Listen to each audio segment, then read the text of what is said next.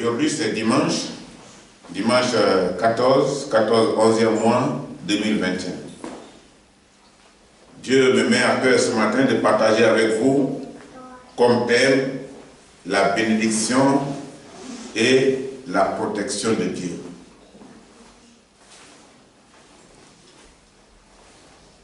Nous allons faire une exhortation sur le fruit de la prière dans la foi.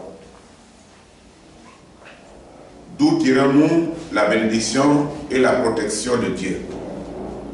Et comme chrétien, la Bible parle de notre histoire qui trouve sa force dans la prière et la foi en Jésus-Christ. Le chrétien trouve la force dans la prière et la foi en Jésus-Christ. C'est ce que la Bible nous recommande. Ceux qui ne sont pas chrétiens, ils cherchent leur foi quelque part. Ils ont leur Dieu quelque part. Et ils adorent un Dieu que eux-mêmes ils fabriquent parfois. Et ce sont des dieux qui sont fabriqués des mains d'homme. Tout ce que les gens adorent en dehors de Dieu sont des futilités, c'est des idoles. Parce que ce ne sont pas des dieux qui protègent éternellement. Ce sont des dieux qui protègent par circonstance, sous la force de Satan. Et nous sommes en train de parler de la protection du Dieu vivant. Et nous plaçons en notre Seigneur Jésus-Christ notre foi. La prière dans la foi, c'est être convaincu que Dieu m'écoute. Quand quelqu'un prie et qu'il est rassuré que Dieu écoute sa prière, cette prière est dans la foi, c'est dans l'assurance. La personne est convaincue que enfin, ce que je fais n'est pas en vain. Dieu m'écoute et il est prêt à m'exaucer.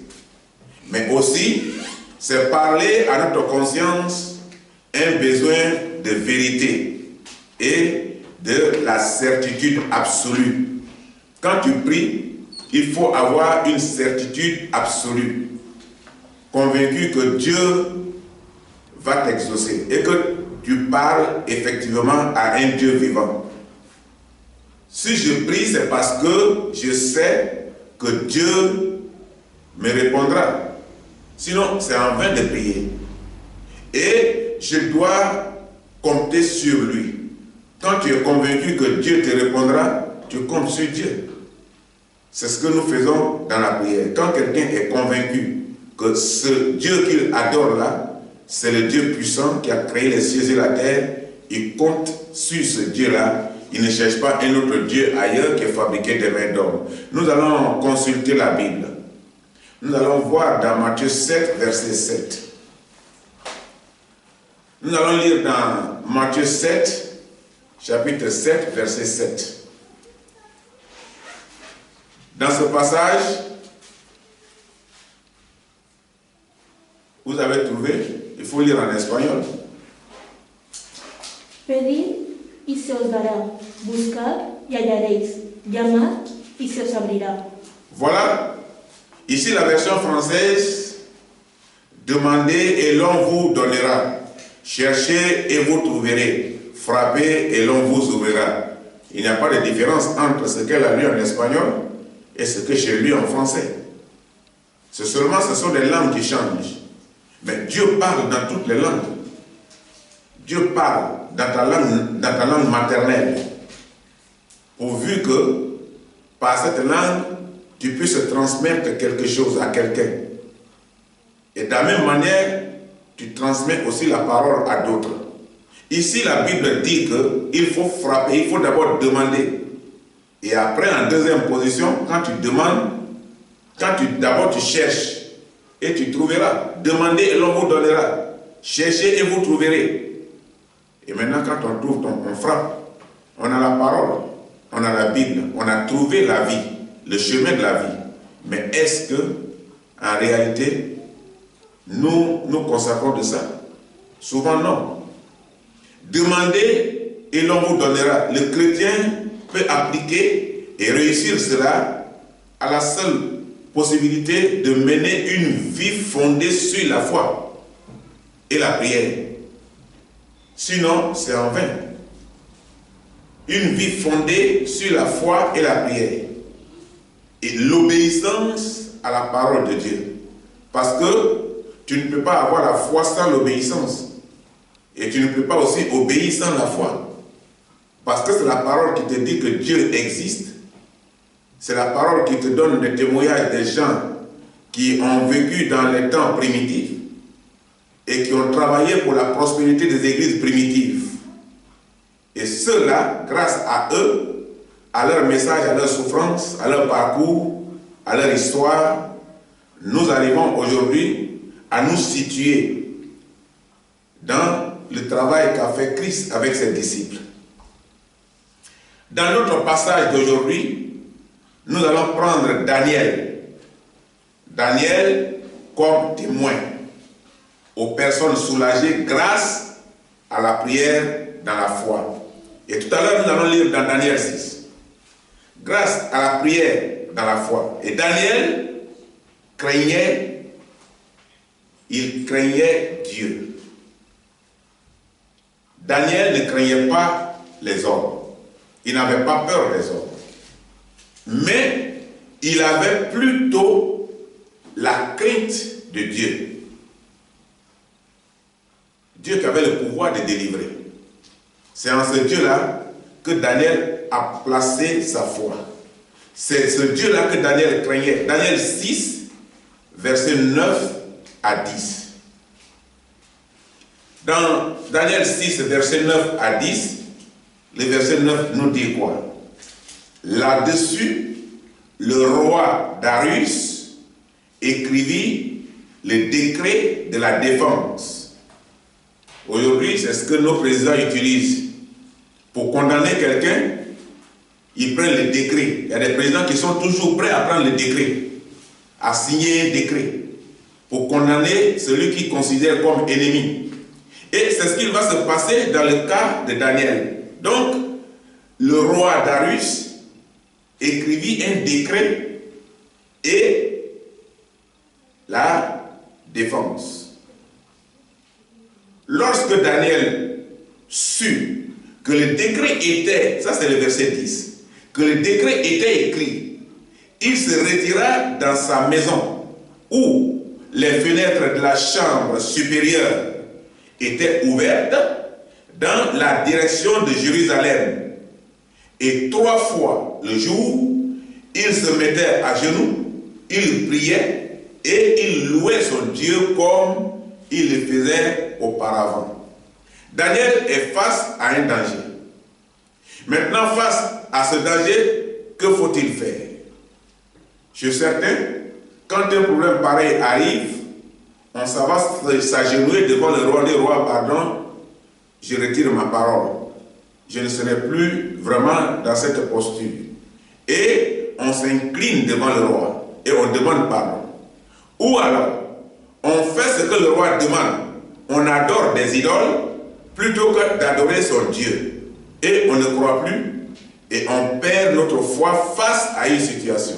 Parce que le danger est là. Et finalement, lorsque nous cédons de cette façon, alors on perd notre contact avec la foi et notre alliance avec Dieu. Dans ce cas-là, si on mourait par exemple dans une telle situation, nous avons perdu de tous côtés.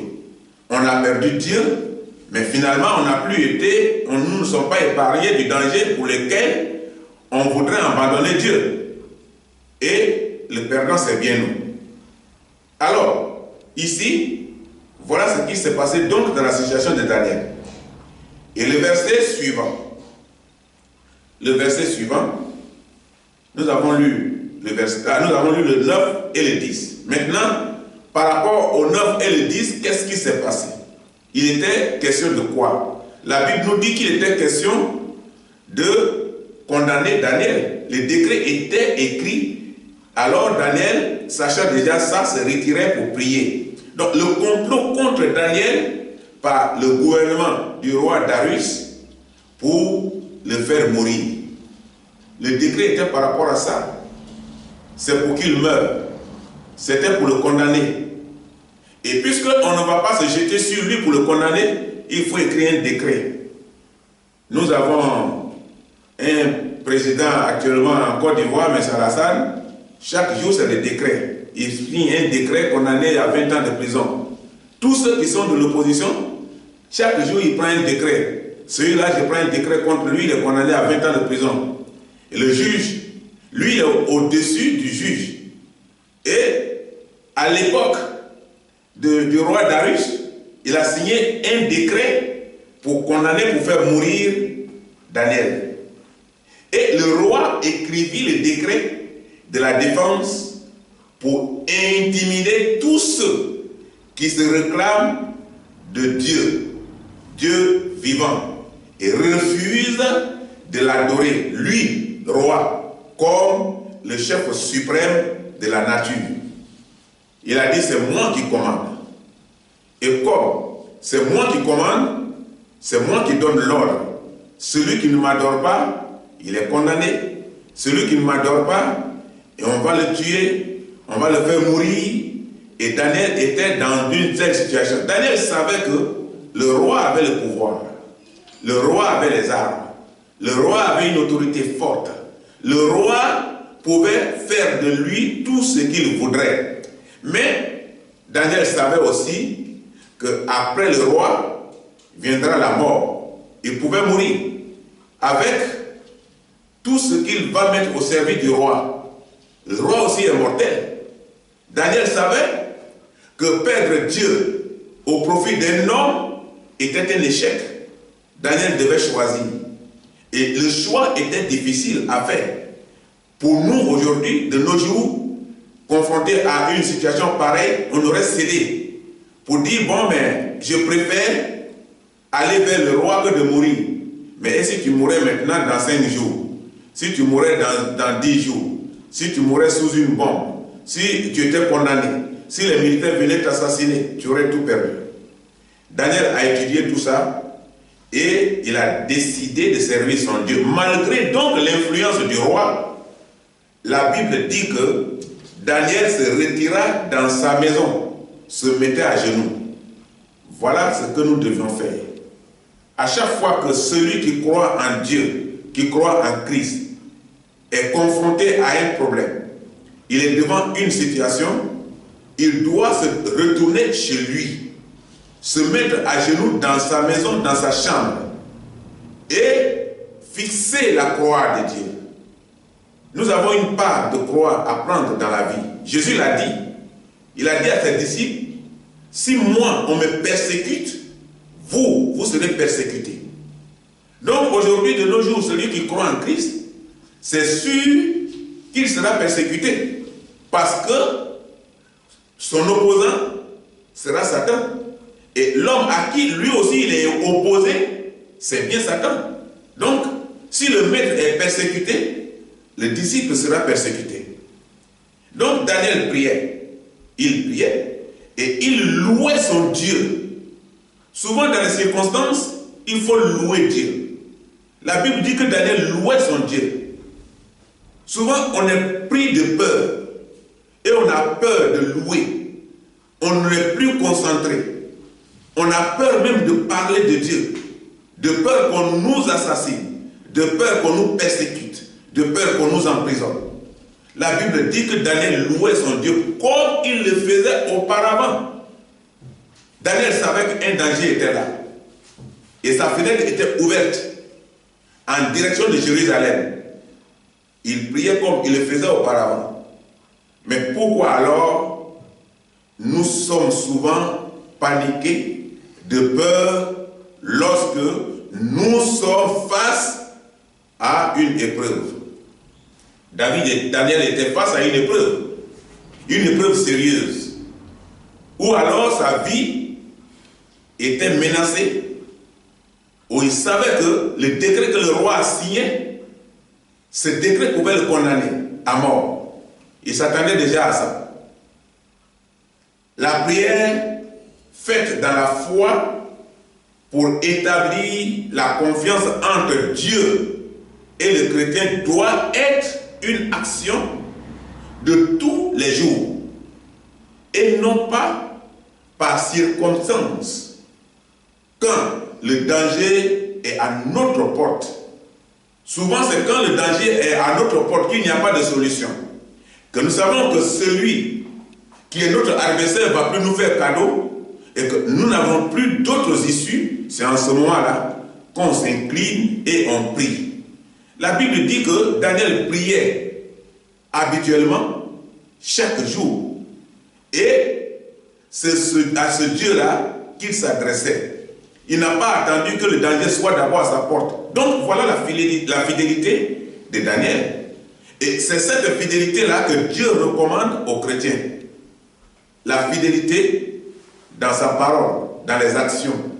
Daniel, sa prière était une action de tous les jours. Il ne priait pas par circonstance. Et finalement, c'est dans ça là que le danger est venu le trouver. Comme ce qui a trouvé Job. Job était tout le temps en prière. Mais le danger est venu frapper à sa porte.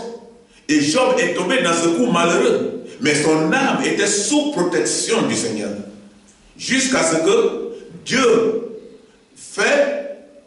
Dieu élève Job au point où il devient un témoin d'une force divine pour encourager et exhorter les autres quand ils seront dans une situation pareille. Job était dans une situation dangereuse. Il était dans une situation triste. Job a perdu ses enfants.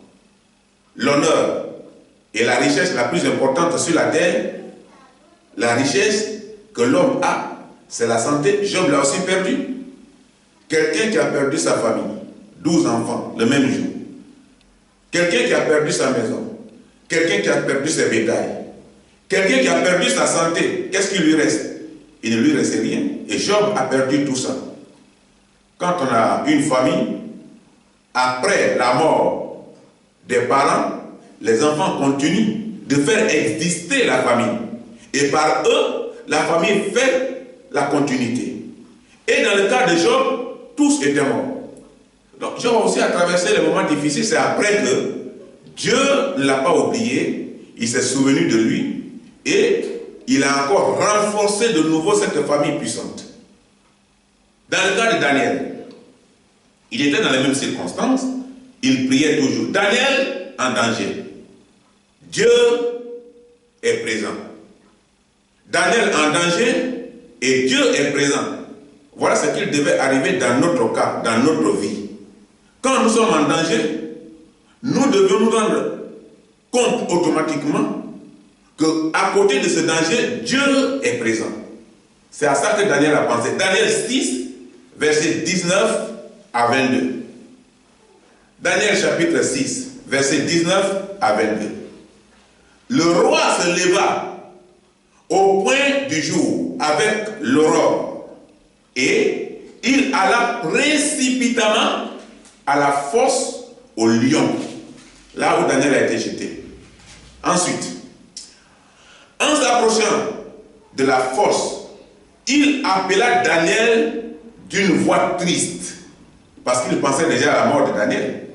Le roi prit la parole et dit à Daniel: Daniel, serviteur du Dieu vivant, ton Dieu que tu sers avec persévérance, a-t-il pu te délivrer des lions? Voilà la question qu'il a posée à Daniel, parce qu'il savait que Daniel ne priait pas par circonstance, parce que le danger est là.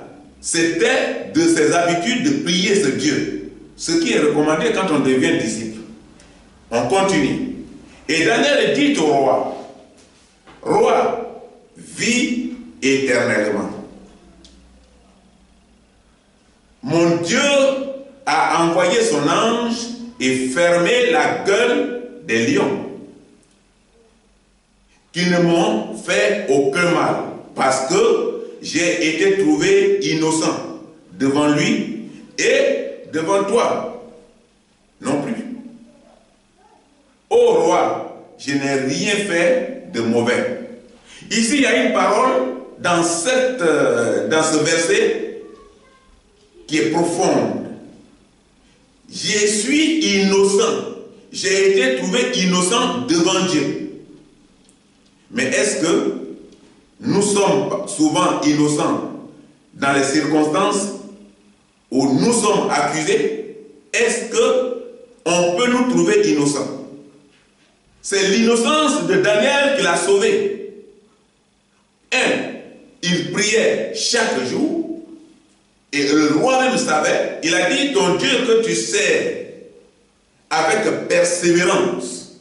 Parce que le fait de refuser d'adorer l'idole ou d'adorer un homme comme roi ou de dévier son plan de servir Dieu, alors le roi a trouvé en lui un homme intègre qui croit plutôt à son Dieu qu'aux choses de la terre et aux hommes, quelle que soit leur autorité. Il dit, je n'ai rien fait de mauvais. Voilà ce que le chrétien doit dire. Et en vérité, quand il est accusé d'une situation, quand il est devant une circonstance, quand il est devant une épreuve, il faudrait que ce qu'on lui accuse là de faire, il soit effectivement innocent. Le passage parle de la foi ferme de Daniel et sa totale confiance en Dieu, mais aussi de sa persévérance que le roi a reconnue en lui et son innocence devant Dieu et devant le roi. Nous devions être innocents quand nous sommes accusés dans une situation. On dit c'est toi qui as fait ça. Et les gens t'accusent. Mais il faut que, après les enquêtes, après le trajet, il faut qu'à la fin de tout ça, on te trouve innocent. Finalement, si tu dis non, non, non, et qu'en toi on trouve ça, tu es menteur. Tu n'es pas innocent. Tu es coupable. Et Satan est le maître du mensonge. Et quand tu mens et qu'à final tu es coupable, alors tu ne peux plus être innocenté. Et c'est ce que Daniel a dit ici. Il dit qu'il est innocent. Dans un procès, quand il y a innocence, on parle de complot. Quand on condamne quelqu'un dans un procès, ou alors on l'a amené devant une autorité pour qu'il soit jugé. Maintenant, s'il est innocenté de tout ce qu'on l'accuse, alors c'est par complot qu'on l'a fait dans l'intention de le condamner et se séparer de lui. Mais quand l'accusation est vraie, l'accusé devient coupable, alors il est condamnable. Là, ce n'est pas une fausse accusation, ce n'est pas un faux témoignage, ce n'est non plus un complot contre lui, c'est une réalité. Ce sont les faits qu'il a vécus, donc tu dois assumer les conséquences. Deux valeurs comparées. Le roi et Dieu.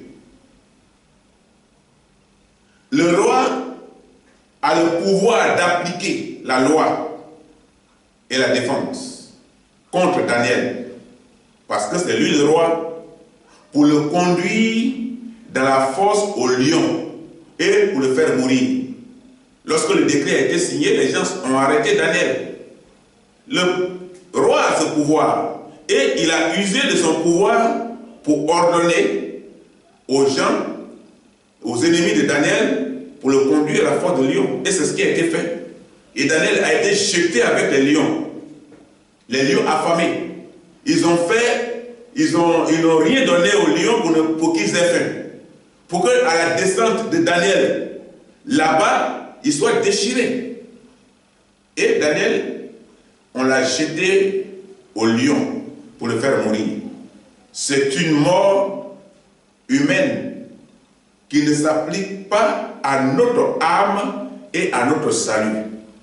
On peut te persécuter jusqu'à la mort. Mais si tu demeures fidèle, si tu demeures innocent, devant Dieu et devant les hommes, ceux-mêmes qui sont en train de te persécuter savent que tu es innocent. Mais ils le font par devoir. Alors, Dieu ne t'oubliera pas. On peut même certainement te tuer, mais ça n'influence pas. Parce qu'au fait, ça n'a rien à voir avec ton âme et ton salut. ta relation avec Dieu reste parfaite parce que tu as été fidèle à Dieu, tu as été honnête avec ton Seigneur le Créateur. Mais abandonner la foi chrétienne sous l'influence humaine par la peur des politiciens, la peur des sorciers, la peur des féticheurs ou des démons, c'est quitter la voie du salut. Alors qu'on va à l'église pour le salut, on devient chrétien pour notre salut. Mais dans ce cas-là, tu as quitté la voie du salut pour t'exposer au jugement de Dieu. Finalement, tu n'es plus sous protection. Tu seras jugé et condamné. Et tu ne peux plus revenir en arrière pour te repentir. Parce que tu seras devant un juge. Et les faits seront devant toi. Alors tu seras jugé. Le jugement de Dieu et sa condamnation. Tu n'auras plus de défense. Parce que tu es coupable. Tu ne peux pas être innocenté. La prière dans la foi, ce n'est pas prendre une bougie pour éclairer notre maison. C'est ce que beaucoup font. Ils prennent une bougie et ils comptent sur la bougie. Ce n'est pas pour prendre une bougie pour éclairer notre maison, ni les signes de croix. J'ai vu plusieurs fois comme ça, j'ai vu une dame tout récemment là, on s'est croisés, elle sortait juste de sa maison, et puis je me suis arrêté pour qu'elle me dévance. Et puis elle a fait les signes de croix, comme ça, et puis elle est partie. Mais ça ne sert à rien. Qu'est-ce que la croix a servi de bien à Christ? La croix l'a amené à Golgotha, à la mort. Quand on parle de croix, là, on parle de ta part de souffrance que les disciples ont connue en leur temps. C'est ça ta croix. Ce n'est pas le bois qui a conduit Jésus à la croix quand on l'a cloué. Ce n'est pas ça la croix qui sauve quelqu'un. La croix qui sauve, c'est les difficultés que Jésus a connues. Et jusqu'à ce qu'il soit cloué là, ces difficultés, il les a surmontées. Et il est ressuscité. C'est ça ta croix. Ta croix, c'est la persécution que tu dois surmonter par la foi et par la prière, par ta confiance en Dieu. Ta foi va te sauver.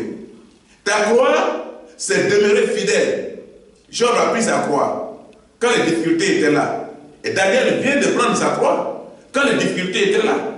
Moïse a pris sa croix devant Pharaon quand les difficultés étaient là. Moïse était au désert, mais il ne regardait pas les gens qui l'accusaient, qui l'insultaient, malgré qu'il se battait pour eux.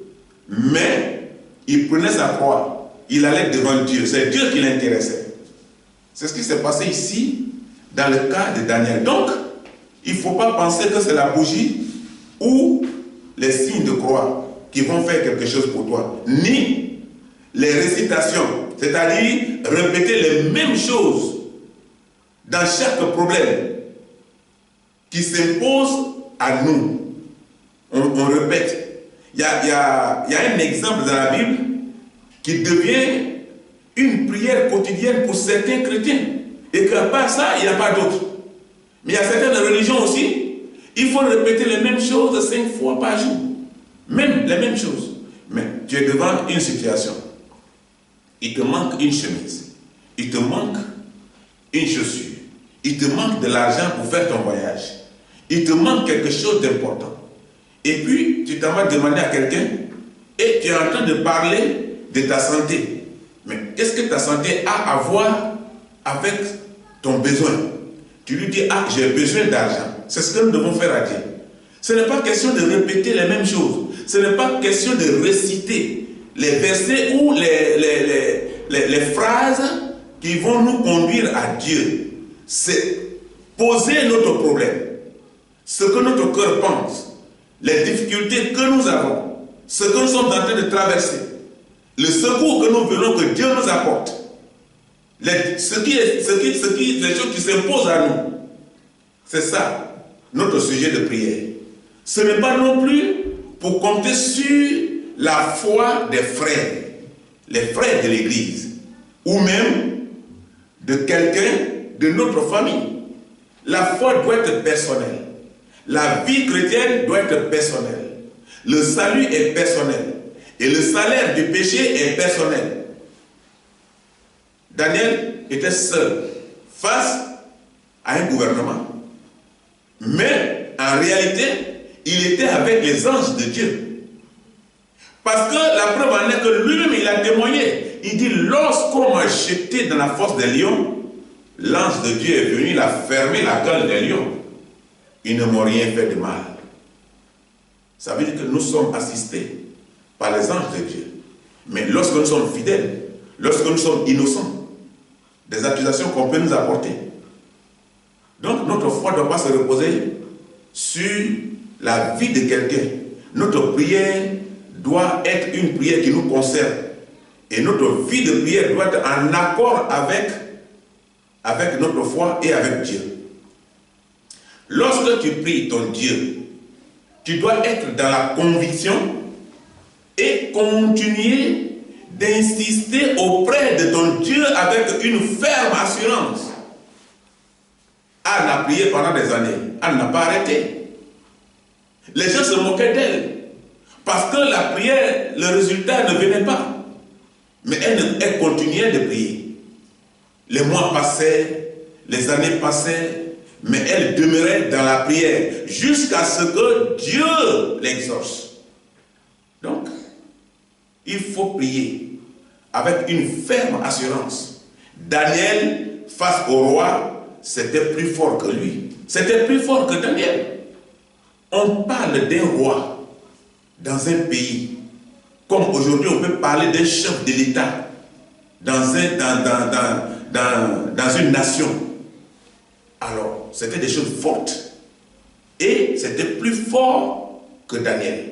Alors, Dieu était ton seul recours. Et seulement par la prière.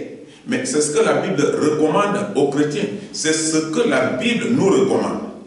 Que face à une situation, on a un seul recours. C'est bien Dieu. On a un seul recours, c'est Christ. C'est ce que Daniel a fait. La prière, c'est avoir les pensées fixées sur les choses d'en haut. C'est ça la prière. Et sur ce qui édifie. Ce qui nous édifie, c'est ça qu'on appelle la prière. Tu pries pour que tu sois édifié. Tu pries pour que tu sois soulagé. Tu pries pour que Dieu t'écoute. Tu pries pour que Dieu t'entende. Tu pries pour être exaucé. Donc, ce qui édifie, car ce sont les seuls secrets qui conduisent à la victoire.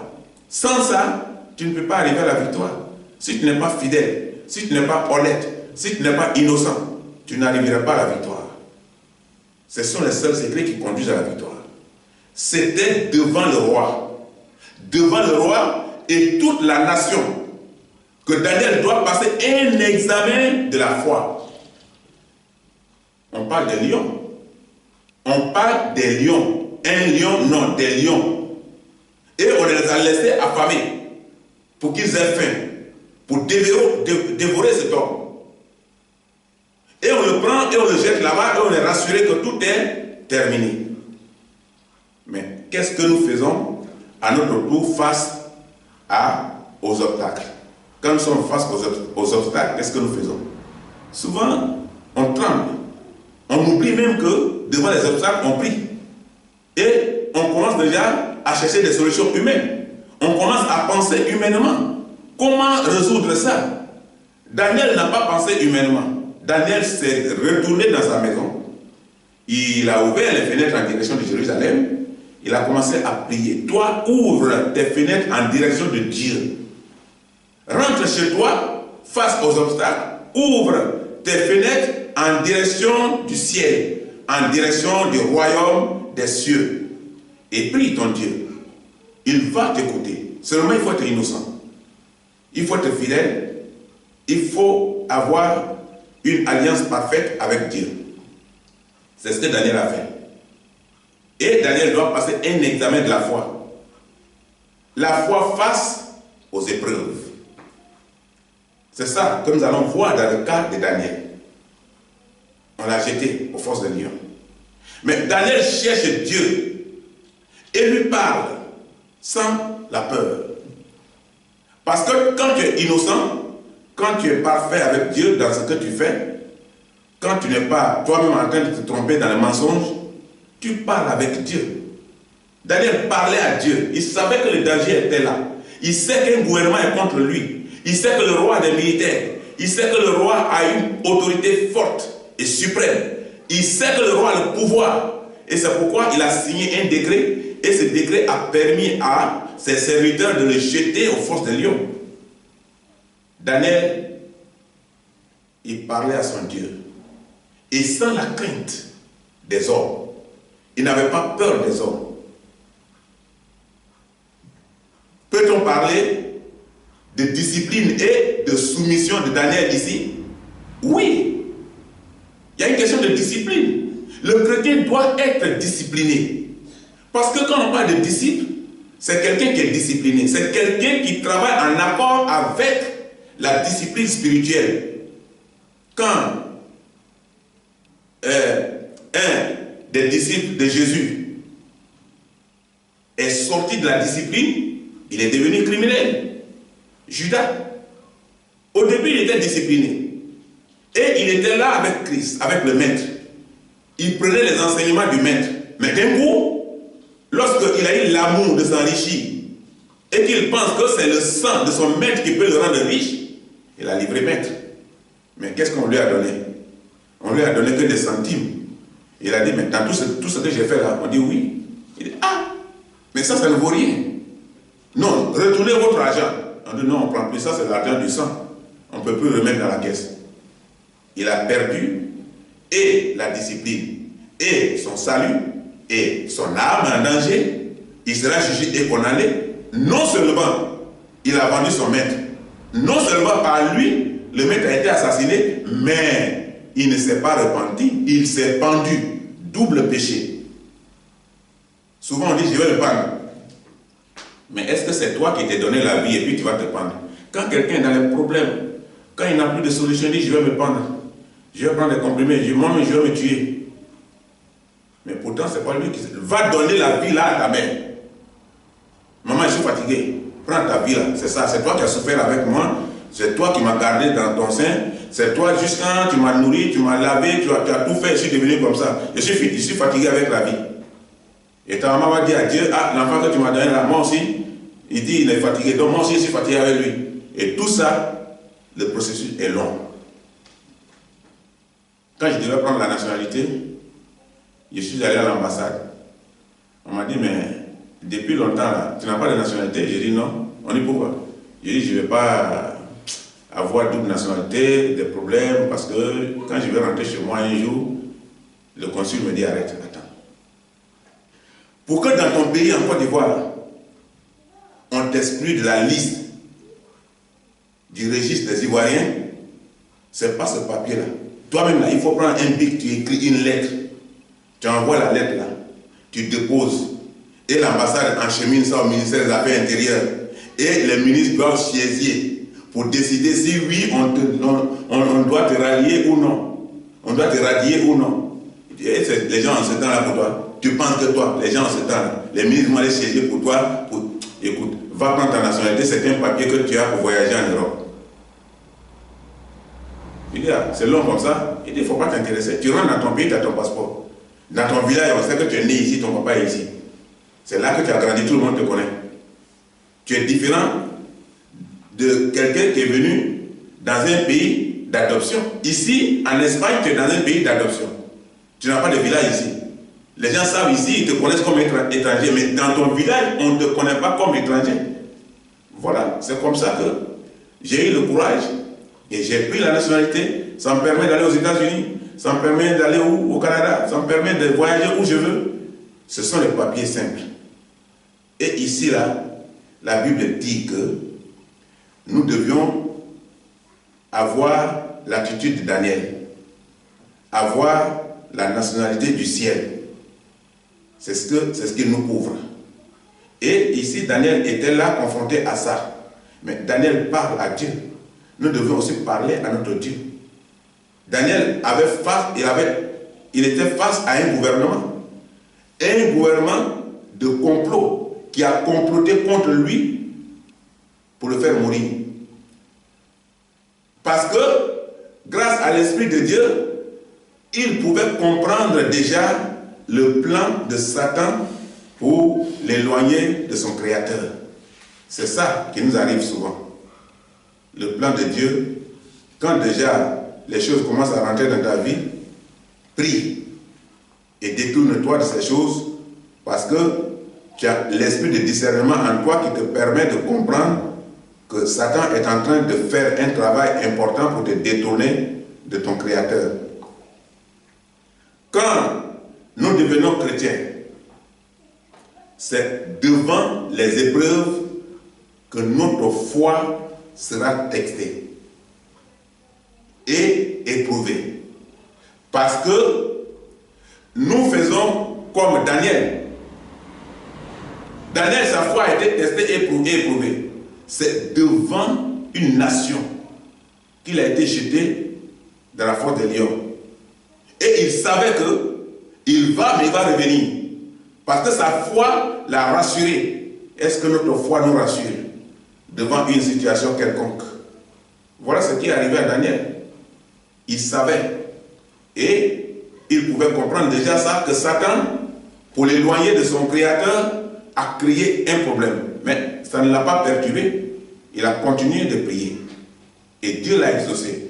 Donc, quand nous devenons chrétiens, c'est devant les épreuves que notre foi sera testée. Parce que on a un esprit de discernement et on doit connaître ce qui vient de Dieu, ce qui est bien et ce qui est mal. C'est pour simplement nous éloigner de notre Créateur. Nous allons parler de la garantie de la foi. Donc, pour parler de la garantie de la foi, on parle de l'Église. L'Église est une école. L'Église est une école où on apprend à vivre la foi. Parce que les autres points là, la foi que tu vas apprendre là-bas, c'est la foi en fétiche. C'est la foi au charlatan. C'est la foi au démon. Mais dans l'Église, c'est la foi en Dieu et en Jésus-Christ. Et être un bon élève. Pour être un bon élève, un bon disciple de Christ, c'est dans l'Église que tu apprends. Donc le fruit d'une prière dans la foi, on peut l'obtenir que dans la patience. Il faut être patient avec Dieu. Il faut continuer de prier. Et la conviction que Dieu écoute notre prière, c'est ça qui est important dans la prière que nous faisons. Mais aussi dans l'obéissance et la soumission à sa volonté. Parce que tu ne peux pas être exaucé si tu n'es pas soumis à Dieu, si tu n'es pas dans la volonté, si tu ne respectes pas les principes du ciel. Et maintenant, nous allons passer à la conclusion. Conclusion. Pour résoudre nos difficultés, appuyons-nous sur Dieu par la prière. La prière est notre arme. La prière est dans la foi. Et quand tu es face à une situation, une épreuve, une tentation, ne crains rien. Ne crains rien. Prie avec conviction. Et ne sois pas désespéré. Fais comme Daniel. Daniel n'était pas désespéré.